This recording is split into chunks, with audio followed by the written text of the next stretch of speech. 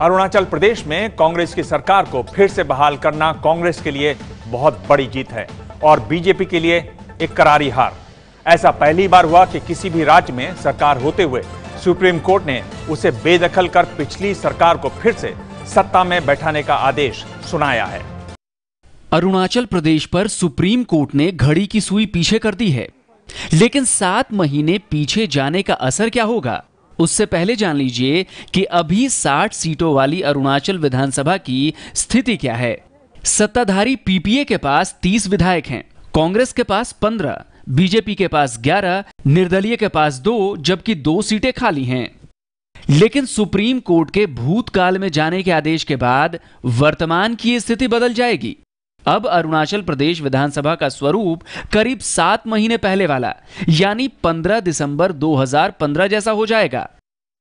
कांग्रेस के पास उस वक्त 42 विधायक थे, जिनमें से 14 अयोग्य करार दिए गए, 2 ने इस्तीफा दे दिया, जिससे उसके पास 26 विधायक ही बचे।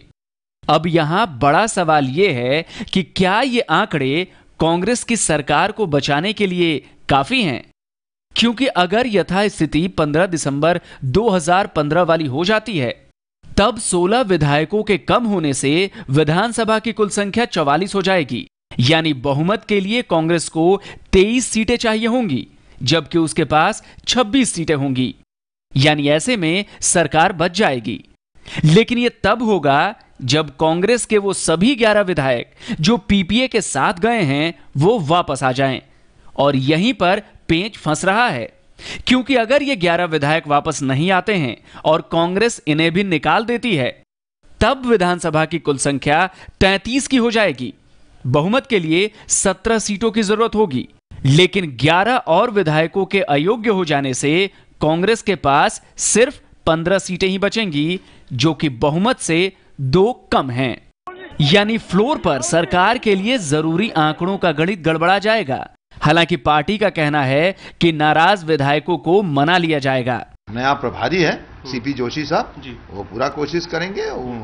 मैं काबिलियत जानता हूँ, वो हम अच्छे दोस्त हैं। हम जाएंगे अरुणाचल, फिर जाके अपना रणनीति बना के फिर इन सबको विधायकों को फिर हम बुला लेंगे। अरुणाचल पर सुप्रीम कोर्ट के इस फैसले को कांग्रेस ने बीजेपी की बड़ी हार बताई है, जबकि बीजेपी का इस पर कहना है कि यह कांग्रेस की अंदरूनी लड़ाई है। चुनी हुई सरकारों के षड्यंत्र को विफल कर दिया और एक करारा तमाचा उन सब ताकतों पर मारा है जो संविधान की हत्या कर रहे थे और प्रजातंत्र को नगण्य बना रहे थे। अरुणाचल के अंदर बीजेपी को कोई सेटबैक नहीं है भाई, कांग्रेस का अंदरूनी झगड़ा है, कांग्रेस में लीडरशिप क्राइसिस है। दरअसल दिसंबर में अरुणाचल प्रदेश में राजनीतिक अस्थिरता का माहौल बन गया था। उस वक्त राज्य में कांग्रेस की सरकार थी और नवाब तुकी सीएम थे। कांग्रेस के विधायकों के विद्रोह के बाद बीजेपी के समर्थन से बाद में नई सरकार बनी थी। और अब आने वाले विधानसभा चुनाव में कांग्रेस पार्टी इस मसले को लेकर मोदी सरकार को घेरने की पूरी कोशिश करेगी। कांग्रेस पार्टी ने आज इसी मामले को लेकर राष्ट्रपति की भूमिका पर भी अप्रत्यक्ष तौर पर सवाल खड़े किए। आज बीजेपी के लिए दिन की शुरुआत अरुणाचल में लगे बड़े झटके से हुई, लेकिन दोपहर होते होते पार्टी अध्यक्ष अमित शाह ने नॉर्थ ईस्ट के लिए मिशन 25 की नींव डाल दी। बीजेपी अध्यक्ष अमित शाह ने गैर कांग्रेसी पार्टियों को मिलाकर बने नेडा यानी नॉर्थ ईस्ट डेमोक्रेटिक अलायंस की शुरुआत कर दी। नेडा का मकसद है नॉर्थ ईस्ट के सभी 8 राज्यों को कांग्रेस मुक्त बनाना। ये 8 राज्य हैं अरुणाचल, असम, मेघालय, मणिपुर, मिजोरम, नागालैंड, त्रिपुरा और सिक्किम। इनमें अरुणाचल, मेघालय, मणिपुर और मिजोरम में कांग्रेस की सत्ता है, जबकि असम में बीजेपी, नागालैंड और सिक्किम में बीजेपी के सहयोगियों की सरकारें हैं, जबकि त्रिपुरा पर लेफ्ट का कब्जा है। नेडा के जरिए बीजेपी चाहती है कि जिन राज्यों पर उसका कब्जा नहीं है वहां की सत्ता भी उसके हाथों में आ जाए। लेकिन बीजेपी अध्यक्ष अमित शाह जानते हैं कि उनकी राह आसान नहीं है, लेकिन नॉर्थ ईस्ट में पार्टी को मिल रही कामयाबियों ने उनकी उम्मीदों को बढ़ा दिया है।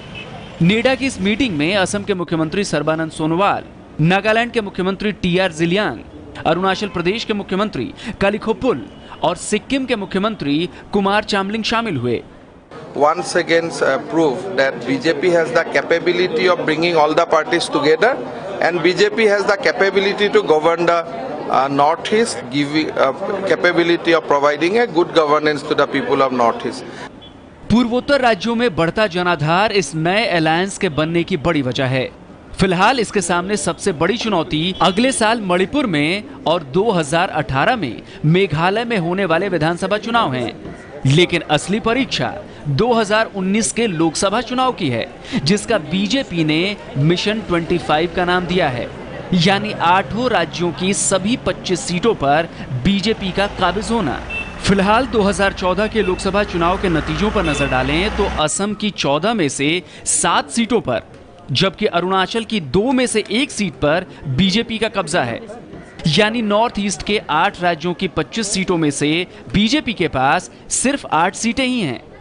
दरअसल बीजेपी नॉर्थ ईस्ट के मिशन 25 के जरिए उन सीटों की भरपाई की कोशिशों में लगी हैं जो उत्तर भारत से घट सकती हैं।